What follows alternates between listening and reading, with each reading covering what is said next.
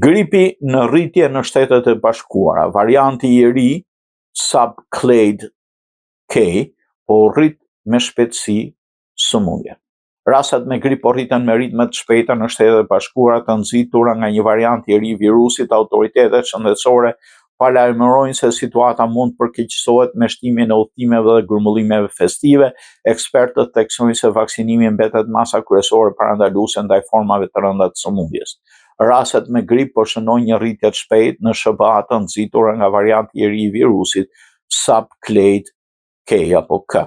Sipas Qendrës për Kontrollin e Sëmundjeve dhe Parandalimin, mbi gjysma e shteteve raportojnë nivele të larta ose shumë të larta të sëmundjes, ndërsa rastet pritet të shtohen me intensifikimin e udhëtimeve gjatë festave.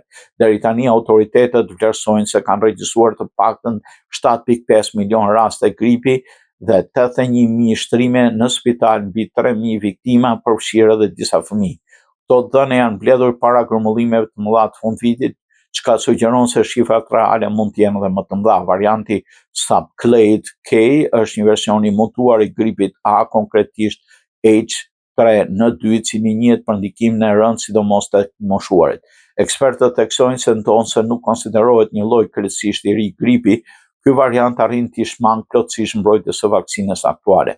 Megjithatë, mjekët theksojnë se vaksinimi mbetet i domosdoshëm edhe pse vaksina e këtij viti nuk është në përputhje të plotë me variantin e ri. Studimet paraprake tregojnë se ajo ulë ndjeshëm rrezikun e shtrimit në spital dhe komplikacione të rënda. Aktualisht vetëm 42% e popullsisë është vaksinuar kundër gripit. Autoritetet shëndetësore rekomandojnë vaksinimin për gjithë personat mbi 6 muaj, veçanërisht për grupet më të rrezikuara si të moshuarit, gratë, shtatzëna, fëmijët e vegjël dhe personat me sëmundje kronike, duke theksuar se parandalimi mbetet arma më e fortë përballë përhapjes së gripit.